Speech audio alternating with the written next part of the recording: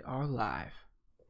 What's up, everybody? Welcome to Strictly Casual, your #1 unoriginal podcast from unprofessional college students. I'm one of your hosts, James Walmer, and to my left is the one and only Vincent DeSantis. How's it going, Today everybody? is Thursday, July 31st, and without further ado, let's get into the news. But before that, Vincent, how are we doing? What have we been playing? Dude, doing good. It's been a heavy week with content. I feel like I've been streaming a lot, been working a lot too. Like I just feel like I'm spread thin right now this week. Mm-hmm. But it's also a good feeling because sometimes, sometimes there's lazy weeks. So I'm feeling very productive this week True. as well. Just tired. Good feeling, refreshing, but it is nice for it to be over. It's a double-edged sword. It is. But dude, I've been playing a lot of Valorant, some more Warzone and stuff too. I feel like I say the same games every week. Oh, but I started Shadow of the Tomb Raider. That's a new game that I started this week. Yeah. And you already played Rise, correct? Yep. Played Rise. Okay. It was okay. It was fun, but not an amazing game or anything. Okay. So far, Shadow's seeming like a little bit more of the same. But I've already encountered a couple cool puzzles. The graphics are improved. Like the story's okay so far. I'm interested, but we'll see. Gameplay mechanics. Gameplay mechanics, yeah. It feels updated from the original. Yeah. Okay. That's it. What about you? What have you been playing? Let's see. I feel like I started something big. Oh, Persona 5. Yes, sir. I'm about 10 hours into Persona 5, I think. I'm about to finish like the first kind of arc of the game, if you will. If it does it in that sort of way, but the game's just starting to open up where I have options of what I can do at night, like how I can spend free time. Like they're just giving me more free time. Like before it was very directed, like, oh, you're gonna do this, then you're gonna do this, and then you're gonna do this, and we'll just kind of take you to where you need to be. Yeah. Now there are other things that kind of I can choose to do or choose not to do in order to basically eat up time. So basically what it'll say is like you'll have like free time slots and whatever you can do, and you obviously have to like go to school, but like on your one day off on weekends or whatever, it'll give you like options of what to do, and all of these things like pass time in a sense. So you might be able to do like one or two activities before it like passes time. So if you do a big activity, like if you go into like the Phantom Realm or whatever, and you like do like the big like heist sort of missions with like the combat and the dungeon crawling, like if you do one of those, that takes a long time, right? So you'll do one of those after school and you'll come back and it'll be evening. Free time's over, if then. No, because you can still do stuff in the evening, but you don't want to do too much stuff or else you'll lose sleep, and you got to have good sleep. Gotcha. So it's a lot of these smaller mechanics that all fit together. Vin, you were watching me stream the other day, and you're like, there's a lot going on here. There is a lot going on. Yeah. There's a lot going on. Definitely, it's hard to like jump into. That's the thing, like with me streaming it, I feel like it's hard for someone to jump in and just kind of like watch, is because there's so many mechanics going on. Sure. You have to kind of know from the beginning. Like in combat, there's like baton passing to give people buffs, so like you can attack an enemy, and instead of attacking them again, you can let someone else go in your place and they'll get a buff to their damage. And that can keep stacking the more you go down the line. And there's so many like as a viewer you wouldn't know while you're watching. Exactly. You'd be like, oh my god, there's just so much going on. Like, why is he interrogating this enemy? Like, he just sucked him into his mask. Is this Pokemon? What is this? But it's incredible. Like it's a game that I can confidently say I've never played anything like this before, even though there is elements of like a Pokemon style with the turn-based combat, right? Or I don't even know what I compare it to with like some of the more life sim stuff, like doing laundry, going to school, like doing social stuff like that. It's just something entirely different and new and fresh. Yeah, that's sweet, dude. It's cool. Yeah, and you got a lot more to play too. Yeah, like 90 more hours at least. That's a lot. Well, today we have like 11 stories now. Big week. big week. Well, big week. When I was first looking at news to do this, also we were recording this on July 30th. The episode will be live July 31st on YouTube.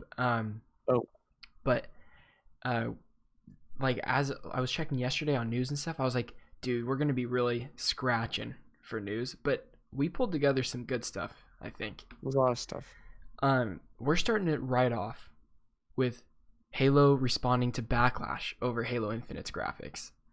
Now, before we hear Xbox's response, we talked about it a little bit last week, about how we thought the graphics were. James, give me a quick summary for those who didn't watch last week's episode, how you felt about the graphics of Halo Infinite. Mediocre, not good enough to render a true next-gen title, or at least it wasn't representational of what the hardware could do, in my opinion. I'd agree. I would say it was underwhelming, does not look next-gen, but I don't think it looked terrible or anything. It wasn't an abomination, but it was not where the expectations are for next-gen. Totally agree. So this comes from Comic Book. Following the Xbox Games Showcase, the negative reception to Halo Infinite's graphics has taken Microsoft and developer 343 Industries by surprise. Many have criticized the game's graphics, and it's safe to say a lot of fans are disappointed with how Halo Infinite stacks up to its PS5 competition.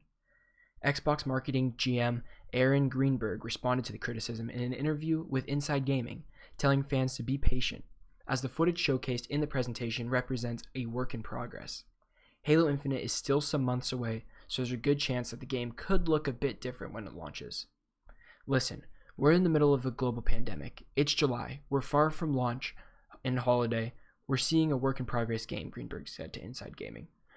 While the industry has adapted to working from home, a lot of titles have seen delays, and there's some early speculation that the Xbox Series X and PS5 might not release this year.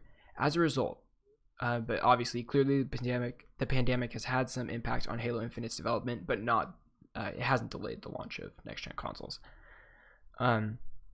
Of course, there is another factor at play, and that's the fact that Halo Infinite will release on Xbox One in addition to Xbox Series X. Cross-gen support is something that Microsoft is pushing for this generation, and many have voiced their concerns that it could mean first-party games don't take full advantage of the system's capabilities. While Halo Infinite will see a free update that takes advantage of the Xbox Series X, it remains to be seen how much better the game will look after. Question is, do you buy it? Do I buy the words that they're saying here? Yes. I don't. Simply because there was an article that came out from another Xbox employee that said Halo Infinite has been done for years and could have come out earlier. That kind of thing. Like, we've heard that time and time again. So when this guy, Aaron Greenberg, says, who's a part of the marketing team, says that, oh, there's still a couple more months till it comes out, things will change. Well, if the game's been done for years, the polishing should have been way up here by the time you showed something. Yeah. There's only so much they could do in the last 4 or 5 months. And then let me hit you with another zinger, James. All right, hit me with the zinger. You probably already know this, but that demo that we saw was running on a PC. It was not even running on the Xbox Series X, which, if it was running on PC and you're showing a game, you would assume that the PC that it's running on is even higher in specs than the Xbox Series X. Right. And if it's higher in specs and probably could run the game better with better graphics, why the hell did it look like it did at the conference? Makes no sense. Doesn't make any sense to me. It's a little scary. It's scary. I'm working on the thumbnail right now, so if you're watching this on YouTube, you'll probably see the thumbnail, and it's just a big old picture of one of the brutes, or I think that's what it is, one of the brutes, and it's just a potato, dude. The head's a potato. There's no detail in it at all. No detail. It's pretty funny though. I look at it and it makes me laugh. It literally looks like a PS2. Side view one? It's whatever he's like. It's right before Master Chief's like doing the melee, and the guy's like, yeah, it's great.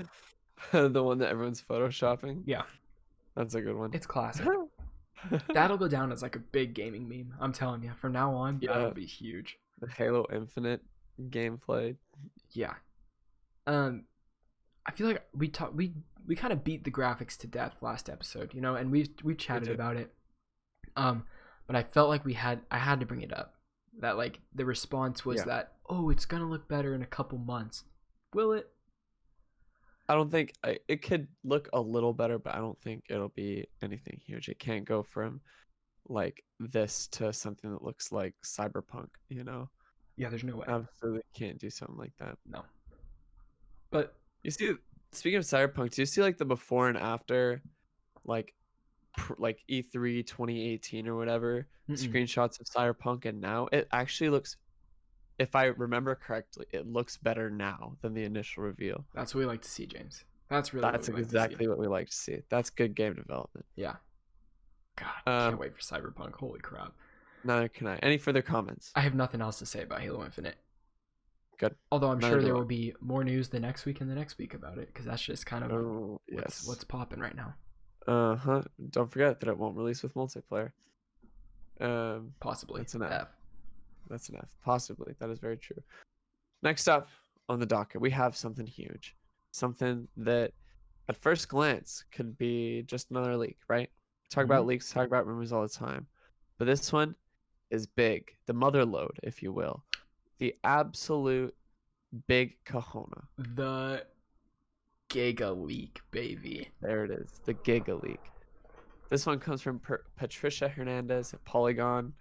Starting off the note says, holy shit, this is a lot. Because this is literally one of the biggest leaks ever leaked, ever. Right? Sprung a leak. Someone's poisoned the water hole, Woody. You think so? You think it's one of the biggest leaks ever? Absolutely. Damn. Okay. All right. All right. Absolutely. Anonymous users on so this is going to, I broke it down into multiple categories, Sure. same as well, actually Patricia Hernandez did this. I just copied her. Gotcha. She writes, anonymous users on internet bulletin board 4chan started posting files purporting to show source code and development repositories over a dozen classic Nintendo games, from Super Mario World and a canceled Zelda 2 remake to Super Mario 64 and The Legend of Zelda Ocarina of Time. Since then, fans have poured over the files and are flooding social media with all sorts of previously unreleased information, some from games we know and love, and others hailing from early builds of those games.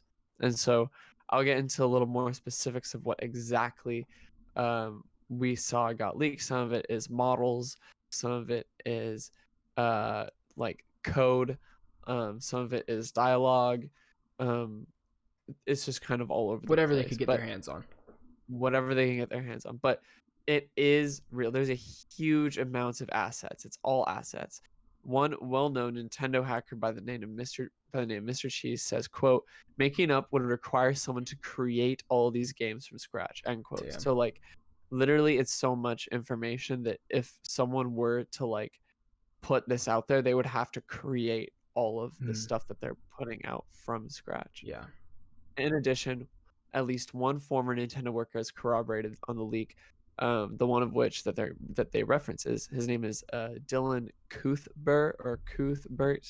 He was a lead developer on 4 Star Fox titles. Oh, I want another Star and Fox. reported, So it's so good. He reposted a screenshot of the leak that shows a tool that he made 30 years ago for Star Fox 2. Oh my god. That like helped him when he was learning C++, saying, quote, where the hell have hackers got all this obscure data from? And so that kind of confirms that at least some of it's real.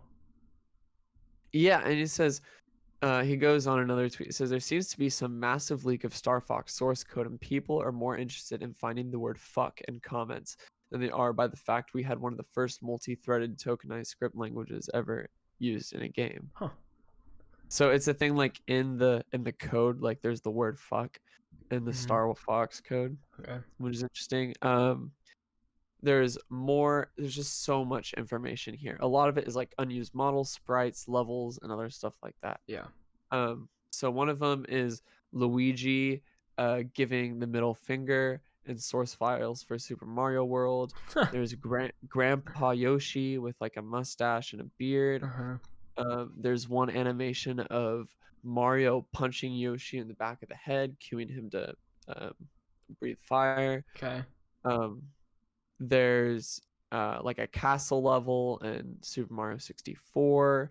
There's probably there's early 3D models of like of Link that we see. Mm-hmm. There's early rooms that Nintendo built for Ocarina of Time. There's one really interesting sheet of assets for the scrapped Zelda 2 remake, in which Zelda's sword has blood on it. So it looked like they were Oh. originally going to put blood in the game. So that's very interesting. There are high quality screenshots that show classic games in more detail, like Super Mario 64, like maybe like pointing at a remake. There's a lot of high resolution like manual art, like that you would see in a gaming manual for like Mm-hmm. a Zelda game. There's even Pokemon sprites that they never used, like one's a beta Garchomp that never got used, or it wasn't the final asset that they So used. there's a lot. There's so much. I But would here, encourage you, if you're very if you're really into Nintendo and want to know everything about the leak, to check it out yourself, because I'm sure there's things that we're missing that you would that other people would enjoy, you know. But yeah, there's a lot here. there's a lot. In case you didn't get that from my very in-depth list of assets that Patricia Hernandez put together. So, why does this matter? Why is this like a big deal, right? It's just a big leak. And so Hernandez writes, quote, while fans are ecstatic to learn more about their favorite games, there are a few sticking points that people should be aware of. It seems likely that someone at some point broke the law. Meaning, because this is all, sorry, there's like a hyphen. And so I'm trying to like, never mind, I'll just read it. Okay. Someone broke the law. This is all proprietary information after all. End quote. Um, Going on, she says, but on a more humane level, none of this stuff was ever meant to be seen. Imagine, if you will, that you are a creator of some sort, let's say a writer, and one day you log on and all of your unpolished, janky drafts and ideas Yeah. get published to the internet. That would suck, right? Huge bummer. Losing control over your own work. Pushing this further into a morally dubious area is that the Gigaleak apparently contains personal information, including a diary and calendar, along with private conversations between developers. One file, for instance, recounts a traumatic childhood experience involving Mr. Potato Head. Oh God. What would Yeah, that entail? I didn't even read it because I really didn't want to know. Given the type of information contained in the leak, along with its questionable provenance, that's the right word, Yeah. some are wary of what's floating around, even if it's gone viral. A couple of game developers and commentators fear that the video game industry will become more secretive than it already is to avoid leaks like this in the future. I wouldn't be surprised if Uh, that was the case. I wouldn't either. Mike Mika, a game dev from Digital Clips and Other Ocean, comments on Twitter, real talk. This Nintendo leak is bad on so many levels. It hurts them, it hurts fans, and it turns the topic of preservation into a topic of security and tightening the grip on intellectual property, regardless of its historical or educational value to history. End Sure.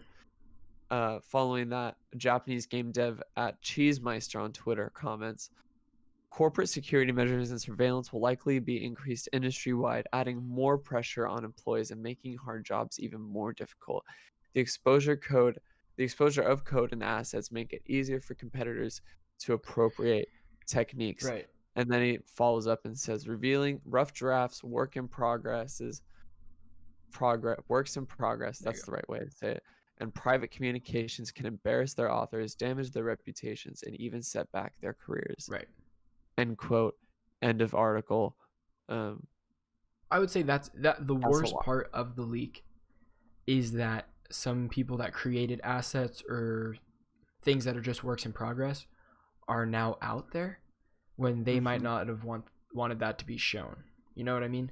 That's like, Exactly. James, like, let's say when we recorded the intro for the podcast, let's say the first thing on our channel, we did multiple takes of that. Can you imagine if the first one that we did was just put online and we looked like absolute fools? You know what I mean? Yeah. People would watch that and be like, okay, or like, I see it now. That's obviously a bad example because we don't make a living off the Strictly Casual podcast, but it's much worse for people that do make a living off their art and stuff and don't want things that were just practiced or never used to be out there. Right. Yeah. It's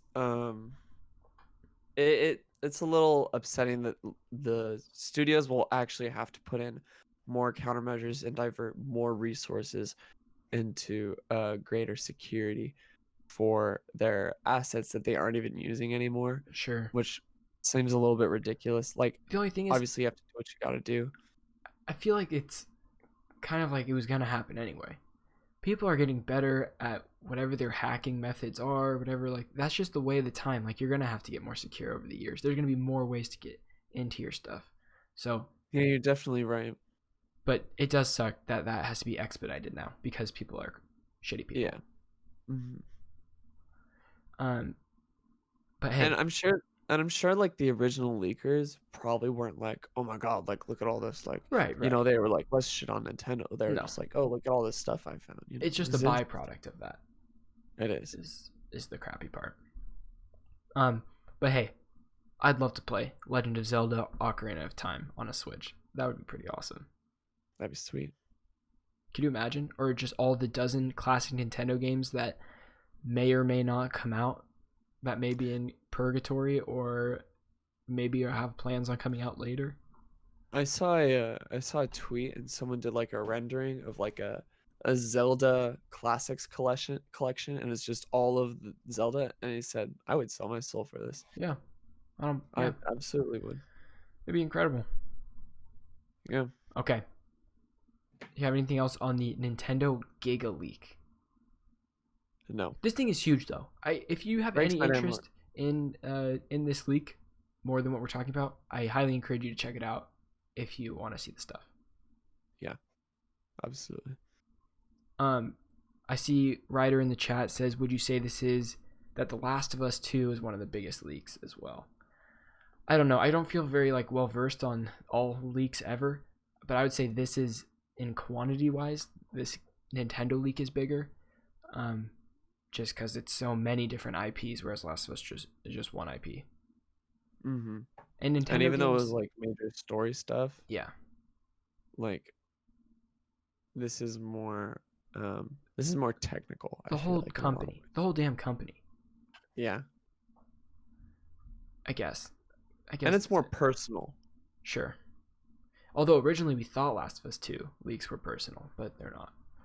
Remember we thought it was someone in the company? That was the original reporting, was someone from the company wasn't getting paid enough. Yeah. I remember. But that was not the case. Yeah. Okay. Next up. We have Marvel's Avengers War Table brings beta breakdown and Hawkeye reveal. Now, James, yesterday, I'm sitting down at my computer. I don't know what I was doing something, and I was on YouTube, and it said live Avengers War Table. And I was like, God, their marketing is so bad. I had no idea there was a War Table even happening. So yeah, I was like, I don't know. Well, I'm here, and I have like 10 minutes, so I was like, I might as well watch, see what I can see. So I click into it, bro. Like, nobody is watching it. Like, I think I texted you there was like 6,000 people watching. That is so low. Really low numbers. But even though that's a negative right there, the numbers and the marketing are low, I would say that this is the best presentation that Avengers has had to date. Maybe because it was short and wasn't bloated and very long. It was like 17, 16 minutes or something like that. And they just got to the point, and the footage they showed looked good. Didn't look messy and gross like the Thor gameplay we saw last time, which just didn't look good. That was awful. So funny thing that I caught in that it says in the beta, it says the only one out of the 5 that they've revealed is they won't be you won't be able to play as Thor in the beta. Yeah, God bless it. They're working on it. I think that's funny because that's the one that everyone complained about in the last gameplay. Yep. Okay, so here's some of the info we got from the War Table. We got all the beta details. Now I'm going to spill this out. If you don't remember, you can look it up and see when. But basically on August 7th, which is next week, August 7th, PlayStation Advantage pre-order beta happens, which means that if you pre-ordered on PlayStation, you get to play it on August 7th. Now, if you did not pre-order, if you sorry, excuse me. Wait, let me get back to this. August 7th through 9th, you can preload it. So, okay, you're able to play on August 7th if you have PlayStation and pre-order. If you did not pre-order on PlayStation, you can preload the 6th and play the 7th through 9th on Xbox as well. So PlayStation gets it one day before Xbox from this. On August 14th is the open beta. So anybody can play the beta at this point. You did not have to pre-order. And on August 21st, there will be a second open beta, which will be the final beta. And then it looks like PlayStation gets it like a day early, the second open beta as well. It is unconfirmed whether the progress or not will carry over between beta sessions. I'm sure it will. I don't see why not. I don't know if that's the case because they've said that you'll unlock certain things in the full game. Yeah. But I don't know if that entails like cosmetic. Oh like yeah, banners and stuff like that. So I feel like you would just get that and you wouldn't keep your levels. Yeah. Because you don't normally keep your experience from stuff like this. And sometimes for these open betas, they actually boost your experience that you can get just so that you can get to higher things quicker and experience more high level pieces of gear and abilities and skills. I guess I'm not thinking about gear so much. I'm more thinking about like, okay, if you beat the Golden Gate demo on weekend 1 and you move on to the like, that might save that you've destroyed the did the Golden Gate mission the second beta, but maybe not. I could be wrong. Oh, from beta to beta? From beta to beta. Yeah. Oh, I thought you were talking from beta to full game. No, beta from full game you only get one thing. So it says in the beta you will have. Huh? I feel like it will then. I feel like it will transfer over from beta to beta. Me too. Sorry. In the beta, you'll have access to the Golden Gate demo, 2 hero missions, harm challenge rooms, and multiple Warzone missions. An absolute beefy beta. That's what I wrote because I feel like it's a lot of content for a beta. There's a lot of content for beta. If you complete some of the end game beta content, you will be rewarded with emblems that you will get once the game releases that you can use in the main game. Basically every single game that has beta does some sort of thing like this where they reward the players for playing beta, but not really because you're going to use that for the first week of the game and you're going to unlock something that's better than that. So there's that. After the beta details, Hawkeye was announced as the first post-launch hero, and the trailer was actually pretty cool. I can't lie. It was just like 3 seconds. I kind of liked it. It was kind of badass. It was just like, oh, he should have shot a dude in the chest. Yeah. A few times. And that was it. Then he walked into the light and he like looked down. It's a shot from the back and it's all sexy. And he's bald. He is bald. He's like Cole from Infamous. Yeah. So I would say, again, the footage shown during the War Table was the best this game has looked, in my opinion, yet. Which is, I have more hope for this game. I'm just still not 100% sold, but I have a feeling once I play the beta, I'll know, because you get the sense when you get your hands on it whether it could stick or not. Yeah. I don't think I'll pre-order anything in that beta period. I'll probably still wait for reviews and stuff.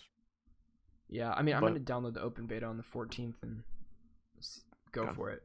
I'll probably stream it. James, we should play it. We'll stream it. That'd be so much fun. That'd be a lot of fun.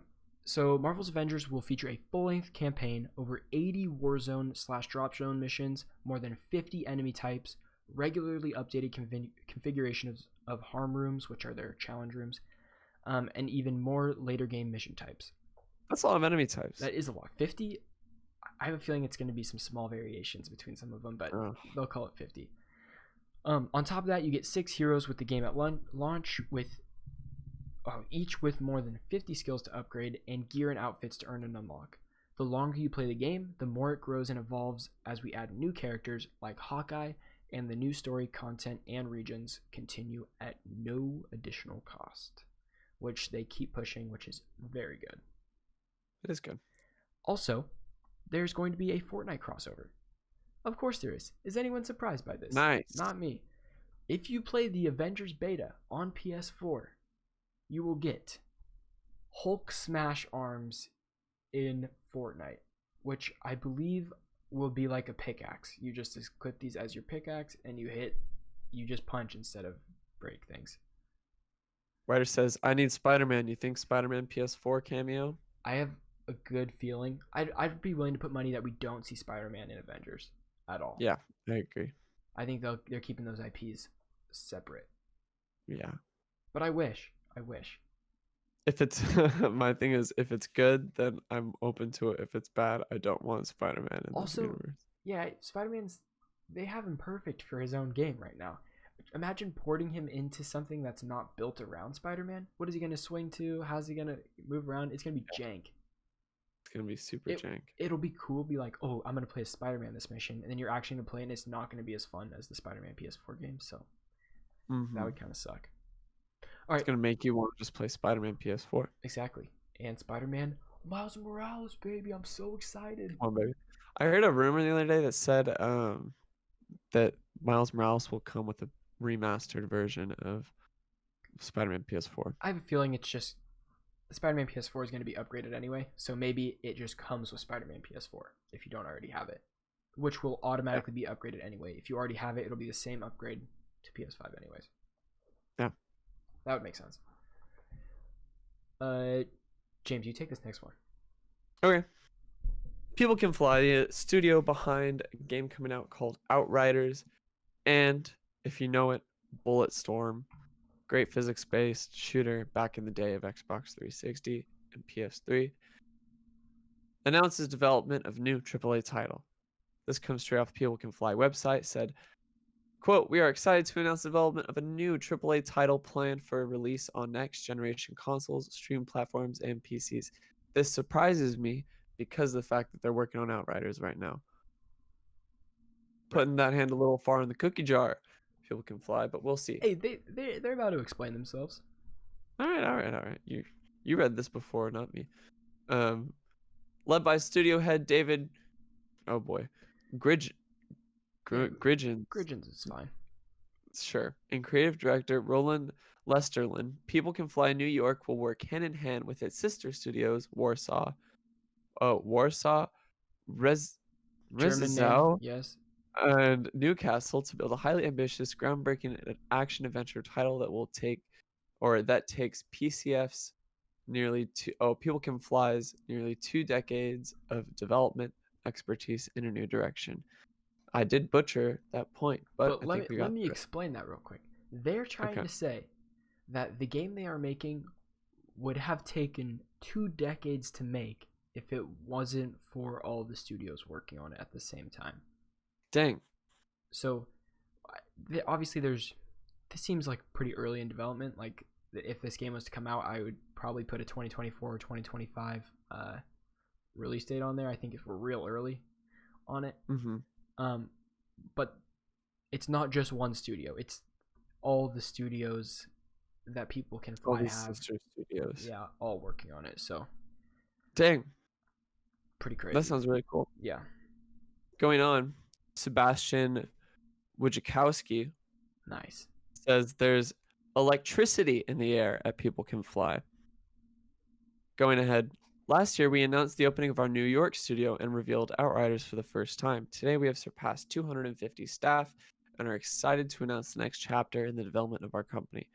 Our intention from the beginning has been to expand People Can Fly into a multi-project studio and continue to build a global presence around our brand. With the launch of the next generation consoles later this year, we are incredibly excited about the future of People Can Fly and the games industry as a whole. Yeah, it's exciting. I haven't played any People Can Fly games, so I don't really have a basis to go off of. Hey, if Bulletstorm ever goes on a deep sale, I'll play it with you. That'd be fun. Wait, is Bulletstorm the top down? No, absolutely not. Okay, never mind. First person. Okay. You have the core mechanic of Bulletstorm is you have like a electro whip, and you can use it to pull people towards you, and so you can use it to like hit the ground and send people into like a stasis. And then if you want, you can also kick people. Like that's the melee is a kick. Okay. So there's a lot of environmental hazards and stuff like that you either pull them into environmental hazards, or you kick them into environmental hazards, or you send them up and you shoot them with something that pins them to a wall into an Gotcha. environmental standard or environmental hazard. Um, it's I enjoyed it. It was a lot of fun. All right, I'll have to check it out. Um, going on, I'm gonna. Yeah, you take this one too, because you'll know more about Okay. this than I will. Okay. So Hideo Kojima, the Jesus man, the myth, himself. the legend, really, is in talks with Junji Ito about working on a new horror game. This isn't entirely surprising because we know Hideo has been all about horror recently. This comes from Tyler Fisher at comicbook.com. Renowned Japanese horror mangaka Junji Ito has revealed that Hideo Kojima recently contacted him about working together on a new horror game. Unfortunately, he doesn't dive into any further details, Yeah. but at Comic Con 2020, Ito was asked if he was currently working on a video game project. But sadly, he reveals that he isn't. Before, he also notes that he has, in fact, been in contact with Kojima about a possible horror game. Dude, are you This kidding is the me? Imagine a world where Hideo Kojima calls you and says, "Hey, I have this game that we should work on." You're not going to say no. In what world would you say no to Hideo? I don't know. Apparently, this guy did. It sounds like he doesn't really know. It sounds like he's in limbo. I would say yes immediately. You know what I mean? Or maybe he's flying under the radar. He doesn't want anyone knowing that he's working with He's Hideo. playing it real cool. Yeah. He says, I do know director Kojima, and we have been in conversation that he may have a horror-based game that he may be doing, and so he has invited me to work on that. But there are no details on it yet, said Ito, speaking through a translator. And then this follows Kojima's piqued interest in horror stories, as he's been very vocal about on Twitter, saying that he wants to make a horror game that wants people, or to make people like piss and shit themselves. Great. Do you follow Hideo Kojima on Twitter? Of course I do. I really enjoy So like at least twice a week. He posts like the like international posters of movies he's watching. Mm-hmm. And they're all like variants of posters that we've seen here and stuff of like what he likes and stuff, and I love it. I'm all over it. I love him. Love that man. Yeah, that was that. Okay, that's all I have on Hideo Kojima. I just really wish he would make Silent Hill with Norman Reedus instead of Death Stranding. Cheers. Cheers to that. PT baby. Okay. PT2. I just want the full game. I'll take this one, but James, you're the one that played it, so you'll have something to chime in on this for sure.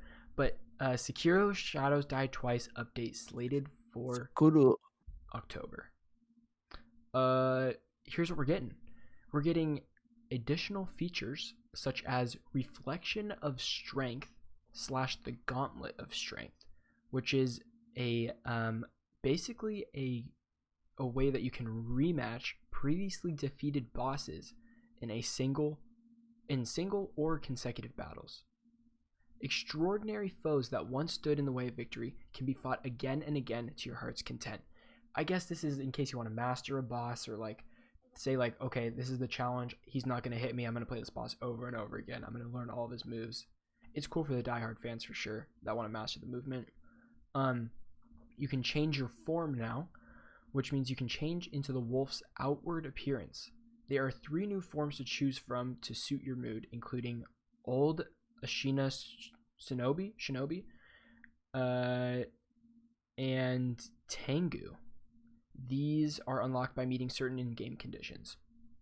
Those are just different skins. Okay, a form is just a skin. Yeah, okay. Basically just skins. Remnants. Send a recording of your actions to the worlds of other shinobi.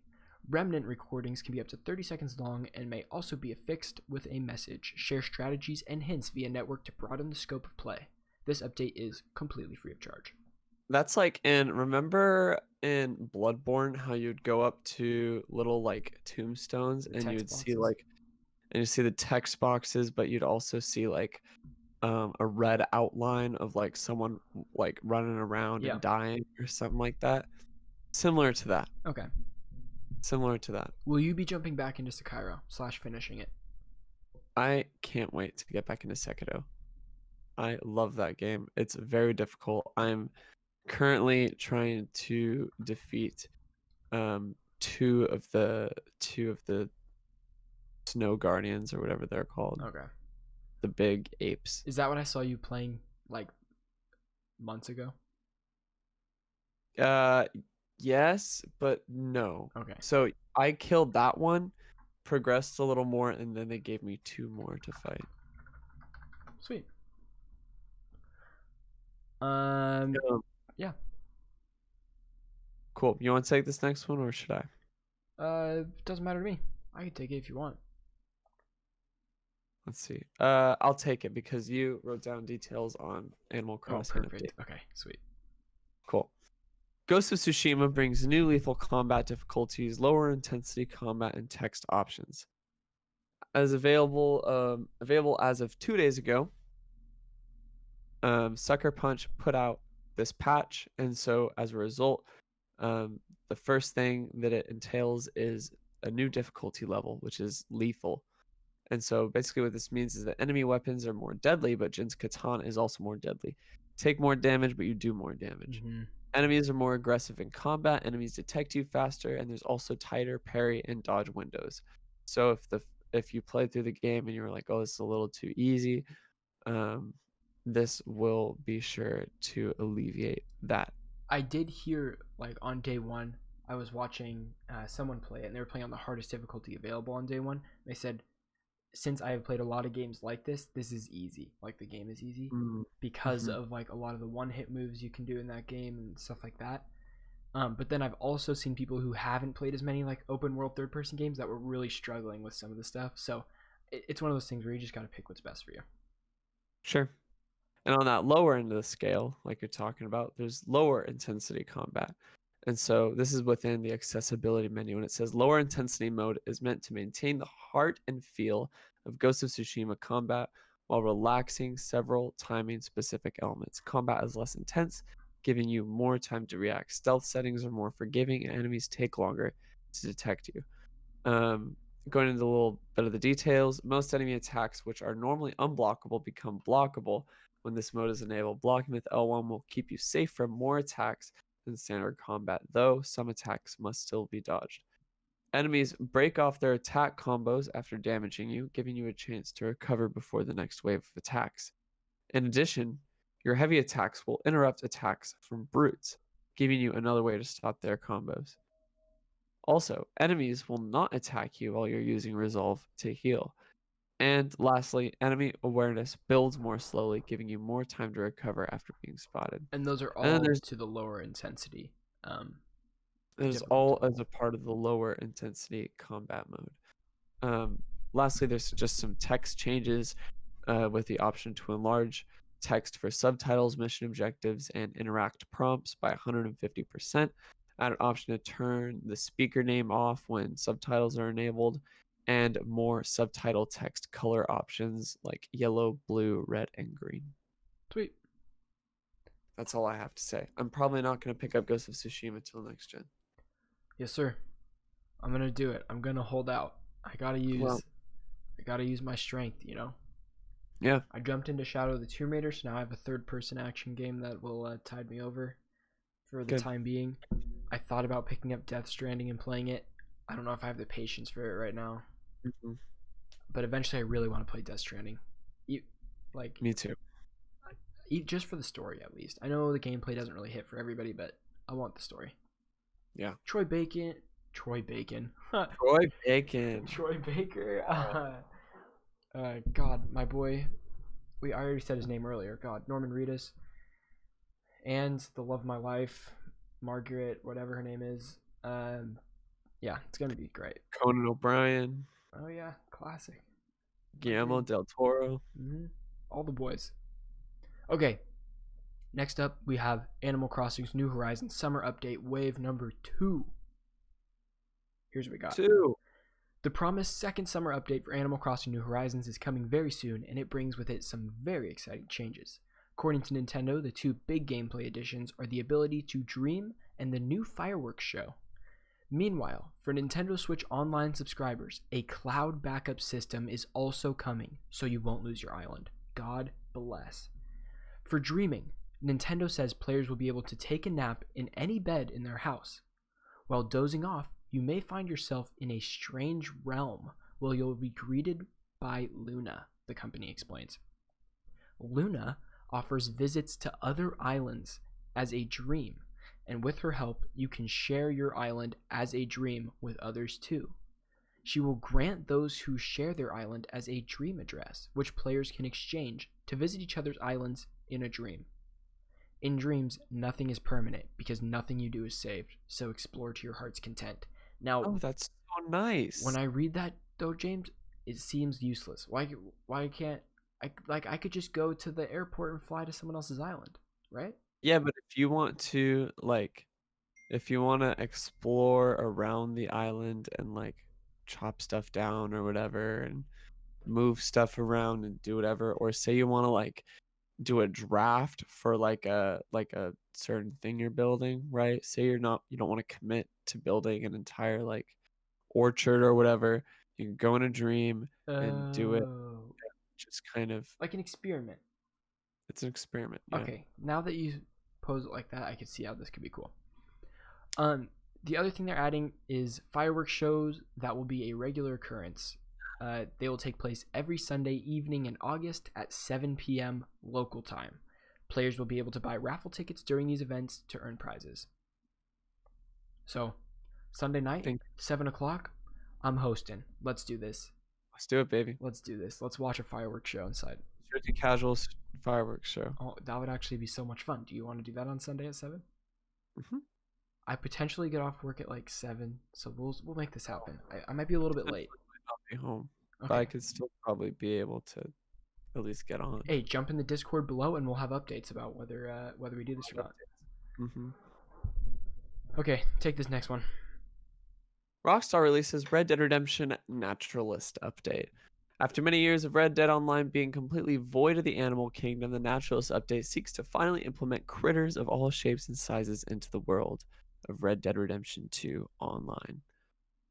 These are the notes following the Naturalist update video on their YouTube. Track, hunt, and study the wonders of the animal kingdom in Red Dead Online's latest frontier pursuit, the Naturalist. Explore diverse locales, encounter majestic new legendary animals, and forge your own path as you choose whether to use these findings to learn new skills or bolster your resources and material gains. Accomplished conservationist Harriet Davenport is looking for adventurers to help her track down specimens and further her extensive knowledge of the animals of the 5 states. At odds with Harriet's mission is retired big game hunter Gus McMillan, who will compensate you handsomely for your hunting skills. He sounds like an absolute unit. He is an absolute unit if you've seen the trailer. Okay. She asks him, "How do you sleep at night?" And he says, "On my tiger bedspread." That's epic. Yeah. Using the legendary animal map as a guide, you'll learn the locations of these distinctive creatures, ultimately deciding whether to obtain samples for Harriet and earn precious rewards, or poach them and have Gus turn their hides into ostentatious apparel for your wardrobe. Plus, a new advanced camera, new animal-based free roam events, new weapons, over 250 fixes, balancing adjustments, and general improvements to Red Dead Online, and much more, including additional gameplay updates in the weeks ahead. This is cool, Vin, because Rockstar fans have been wanting them to update Red Dead Online because everyone has felt like Rockstar had neglected Red Dead Online and continued to push out GTA Online, which I still agree with. Updates. However, yeah, this looks like a good step in the right direction. I did watch some people play this, and play this update. Yeah. Okay. His streamers. His name is Goliathan or Gothalion or something like that. Cool streamer. Really love him. The problem is, he says, is like in Red Dead, what you want to do is rob trains, be an outlaw, be a cowboy, earn money in whatever ways, whether that be robbing people or hunting and all this stuff. And he says there's like in GTA you have a goal, like to do stuff. You know what I mean? Like you can go buy a house and stuff. In Red Dead, there's no actual role playing stuff besides doing the actions. There's no payout for these roles. Like you can get money and you can't even build a settlement. Like things like that. Um, and that's where it falls really flat. Is there's no goal to it. You just do stuff. And I really want to be into Red Dead Online. Oh my God, Red Dead 2 is part of Game Pass, right? Yeah, I think so. Can I port my PS4 character there so that I can play Red Dead Online on my PC? I should look into that because I'm a huge Red Dead 2 fan and I liked online a lot. Now it wasn't like perfect or anything. Red Dead Online was okay and it was fine, but if I want to check out these new updates, I haven't checked out any Red Dead updates in the last year, you know? Mm-hmm. And I know at school we couldn't play it on the PS4 because stupid server lock or whatever the hell it was. Right. But I know I gotta jump back in. It's great. No, it's not great. It's fun. It's not great yet. Okay, can I take this one too? Is that good? Hold on. I'm reading a Polygon article that says Red Dead Online has animals again and they're murdering everyone. Dangerous animals in Rockstar or in Red Dead. It's great. This person says, I've definitely noticed it and it's scary as hell. I got jumped by a cougar near Tumbleweed and screamed during one of my girlfriend's Zoom meetings. So I'm in the doghouse. That's hilarious. It says Harriet got mad because I didn't mean to open it. Harriet got mad because we were K-wording animals on Red Dead Online. K-wording, killing animals on Red Dead Online, and it said in all caps, "We got a traitor to fill. What the fuck do you think we're gonna do? I'm gonna go work for these guys." Dude, I'm telling you, I'm gonna be a slave to Gus Macmillan. That's how it's gonna go. Yeah. Or just play both sides, you know. You could always try to in these games, but there's always that one point that you have to kind of pick. Yep. Anyway, hit the next one. Okay, that was Red Dead Online. All right, now we're gonna talk about Grounded a little bit. So Grounded is out now for Steam Early Access and Xbox Game Pass. Well, my favorite game of show. Honey, I Shrunk the Kids. Did you not play it? I did. Night? We'll talk about it after. I'll go through this. I'll talk about it. Obsidian has been busy, at least that's what it seemed like at the Xbox Game Showcase last week, and debuted 3 projects, including Grounded, a new DLC for the Outer Worlds, and a brand new fantasy RPG, Avowed, which I am very excited for. Super excited for Avowed. Their first project, Grounded, is now available on Steam Early Access and Xbox Game Preview with Xbox Game Pass. In case you've been under a rock hiding from giant bugs, Grounded is your typical survival game. Explore, build, and survive, all the while trying to uncover more and more bits of the story. However, the twist here is that you're not much bigger than the size of an ant, and the jungles of tall grass outside your house are indeed from the typical suburban backyard. Guided by the robot Berg L, you can play single player or with up to 4 players in co-op as you try to survive and discover how to get back to normal, as well as the reason you were shrunk in the first place. This is early access, so the story and world have not been completely finished, and Obsidian is very adamant on collecting feedback and shaping the game with the community. Now, I got to play like an hour of this last night. Let me put a quick disclaimer out there. I've never been a big survival game guy. Like Rust didn't capture me, things like that. Although Minecraft did capture me, that's a whole different beast. I wouldn't even classify Minecraft as a survival game really that much. I guess it kind of is, but entirely. But like the crafting and stuff is it's its own monster. Minecraft is its own beast. Like how I don't know. I've been like I love Minecraft, but I don't love anything else in the same genre. Then I don't know why. Okay. Yeah. Okay, but it totally is a survival game. You're right.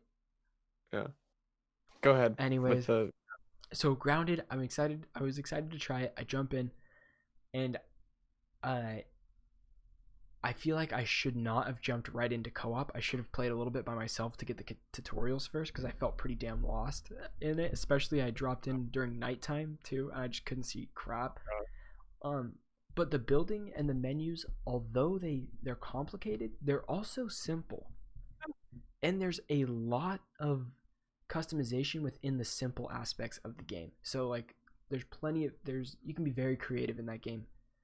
You just have to learn all the mechanics. So like, I can't really judge this game yet because I need to put more time into it to like really see everything it has to offer. But the story Gotcha. element is the coolest to me, and that you're like this big and there's a giant like Coke can and you can go inside the Coke can, and I just thought that was so cool. And then you jump out, and then there's just like telescopes and stuff. We built super high, and then when we built up high, we were at the top, and you see that you're in a front yard, and there's like a car passing by every once in a while, and it's like, oh my god, this is awesome, this is cool. And then you get back down, and I'm like, okay, well now I have to build an axe so I can cut down grass and build my house. I'm like, I'm over it, but I want to know the story, so I'll keep going. Is there a story? Yeah, the story is somehow you got shrunk and you have to get big again. Oh, okay. So you're actually trying to get big again. Yeah, all while What happens? surviving in the yard. I don't know. You can't get big yet. That's why it's early access. You can only just run around and build. You just survive. There's no end game right now. All right. But it was cool. If you like survival games, it seems pretty damn awesome. Like probably right up anybody's alley. I just don't know if I'm in love with it yet. Sure. Excuse me. Last one. Last one, baby. The first post-launch Valorant agent is revealed. Wait. I guess. Because Reyna. well, okay, so Reyna was technically supposed to come out with the game. Oh, and it just got pushed out to the first act or whatever? Yeah. Okay, I guess so. Yeah. That's why I'm not including. That's why I said first post-launch, because she was kind of... Okay, fair enough. Reyna was supposed... Yeah, I don't... Semantics. There's a new Valorant agent, okay? Her name's Killjoy. Yeah. Her core gameplay focuses on her turrets, and she has 3 types. Actually 4. Damn There's turrets. A gun bot, which is like a typical gun turret, and it looks like this is used for like distracting people more than like... I don't know how lethal this turret is. In the trailer, we see a Sage who turns to the left to shoot at a turret, and Killjoy just bops her while she's turned around. Right. There's an alarm bot which alerts Killjoy to the enemy presence when they are near one of the set alarm bots. So it's this little like orange guy, and it'll like just give a little alert ping once. Now this sounds just like Cypher's ability with the tripwire that he has. If you trip it, you hear the alarm, or kind of like Silva's arrow, where if it spots someone, you go beep beep beep beep beep. So it's a similar attack, I'd say. It is similar. And then she has another unnamed robot that kind of looks like a mine that explodes. I'm not really sure. It doesn't really give a definite description of this robot or a name, but it's like, at first I thought it was some sort of like shield robot or something like that, but you see one near an entrance and someone walks up to it and it kind of shakes around a little bit, jumps up and explodes, kind of like a bouncing Betty sort of deal from Call of Duty. Exactly. So we'll see how that works. And then there's her ult is like a huge barrier shield. It showed the whole map, so like I don't really get what it is. It didn't cover the whole map. It was just like the B objective. What's that one map called where you have the window in the middle of the map that overlooks Haven? Haven. And it I think it was kind of that. It was a huge section of the map. So I'm thinking do you think you can go through it? I honestly have no idea, because you could think it's a shield, but it's too big to be a shield for the whole map. Everybody's going to be in it. Well, I know it wasn't the whole map, but it was easily half the map. Yeah, I'd say half. It was a lot. So I don't really know what that ability is going to do, but we'll find out in 4 days when the next... Maybe it's like a jammer sort of thing, so that people in it can't use their that'd be map. so OP, dude. Oh god. I don't know. I can't think of anything that would make sense. It's time for the best part of the show, your favorite part of the show, our favorite part of the show, random fun stuff, also known as RFS. Finny, kick us off. We are starting RSF today with RFS. Did I say RSF? Yeah, that's okay. Damn it. Cuphead is out now on PS4. Who would have thought? So kind of a surprise drop. But hey, if Cuphead can be on a Tesla, Cuphead can be on a PS4. Absolutely. PS Plus games for August are announced. It's Modern Warfare 2 Remastered. And wait, ...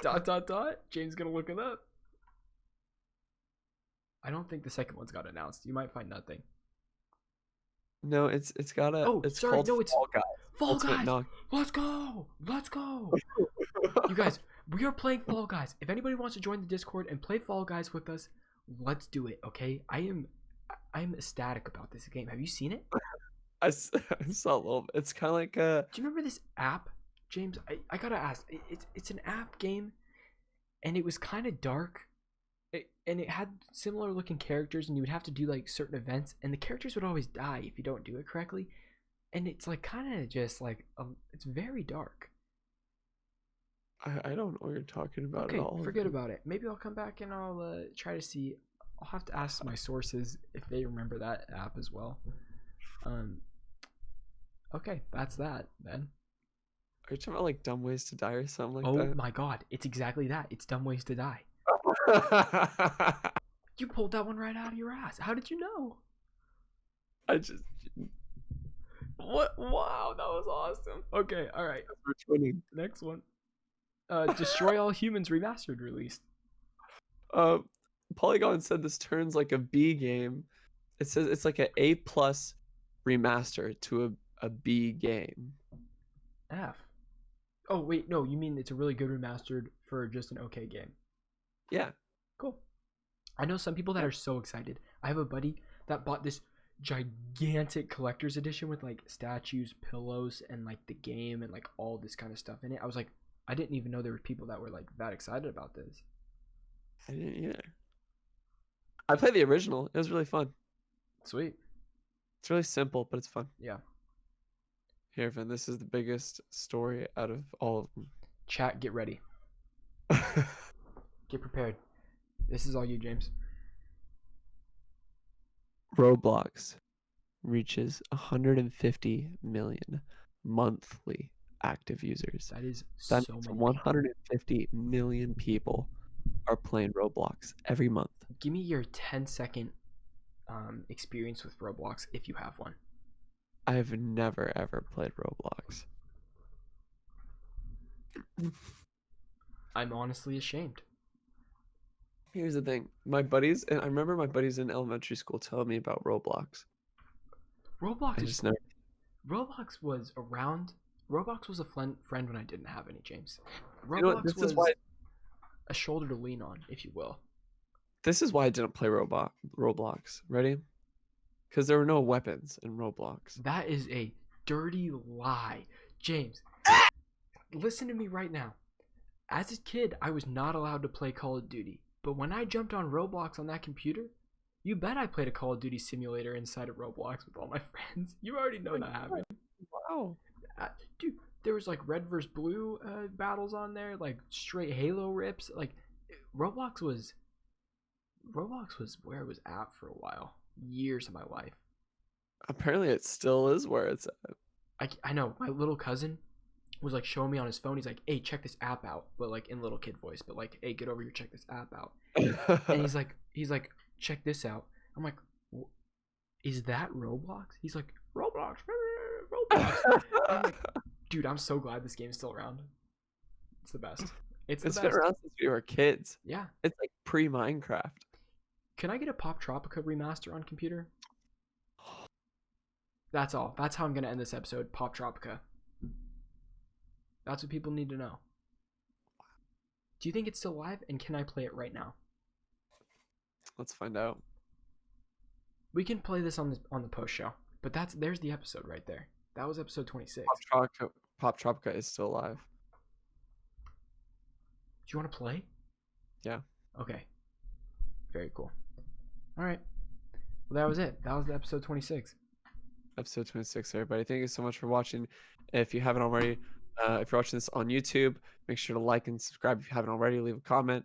Join our Discord down below. Follow us on Twitch if you're watching, or you watch it later. Vin, are these videos saved? These videos are absolutely saved on Twitch for 2 months. So if you're watching these, one of these saved videos and you just enjoy what you see, go ahead and hit that follow, hit that notification bell.